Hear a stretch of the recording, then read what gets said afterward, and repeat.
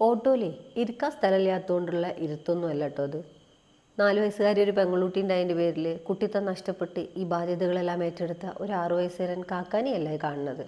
മറിച്ച് വിൻഡോ സീറ്റിന് വേണ്ടിയിട്ട് അടികൂടിയിട്ട് പരസ്പരം ഒരു കോംപ്രമൈസിൽ എത്തിയിരിക്കുന്ന രണ്ടാളുകളാണത്. വിൻഡോ സീറ്റിലിരിക്കാൻ വേണ്ടി നല്ല പൂര കച്ചറയായിരുന്നു. അത് കഴിഞ്ഞ് രണ്ടാളും കൂടി എടുത്തൊരു തീരുമാനമാണ് കാക്കിയിരിക്കുക ഞാനും അടിയിലിരിക്കുക എന്നുള്ളത്. മക്കൾ പരസ്പരം വഴക്കൂടുന്ന സമയത്തെ നമ്മൾ രക്ഷിതാക്കളെ എന്നൊരു പണിയുണ്ട്. നമ്മൾ അതിലങ്ങോട്ട് കയറി ഇടപെട്ടിട്ട് വലിയ ആൾ കളിച്ചിട്ട് പെട്ടെന്ന് അതങ്ങോട്ട് സോൾവ് ആക്കി രണ്ടാൾ രണ്ട് വൈക്കാക്കി കൊടുക്കും. അങ്ങനെ ചെയ്യാതെ ഒരു പ്രശ്നം ഉണ്ടാകുമ്പോൾ അതിലൊരു മ്യൂച്വലായിട്ട് രണ്ടാൾക്കും സമ്മതിച്ച് തരാവുന്ന രീതിയിൽ രണ്ടാളെയും പരിഗണിക്കുന്ന രീതിയിൽ ഒരു സൊല്യൂഷൻ ഉണ്ടാവണമല്ലോ എന്നൊന്ന് ആലോചിച്ചിട്ട് നമ്മൾ എന്ത് ചെയ്യും ഇതിനൊരു പരിഹാരം കാണാമെന്നൊരു ആലോചിക്കാനുള്ളൊരു അവസരം നമ്മൾ അവർക്കൊന്ന് കൊടുത്തു നോക്കിയാലുണ്ടല്ലോ, അവർ ഭംഗിയായിട്ടൊരു സൊല്യൂഷൻ കണ്ടുപിടിക്കും. ഈ ഭാഗത്തേക്ക് പോലും ഒന്ന് നോക്കാതെ പുറത്തുള്ള കാഴ്ചകൾ കണ്ടുള്ള ഇരുത്താണത്. എന്ത് രസമുണ്ടല്ലേ കാണാൻ.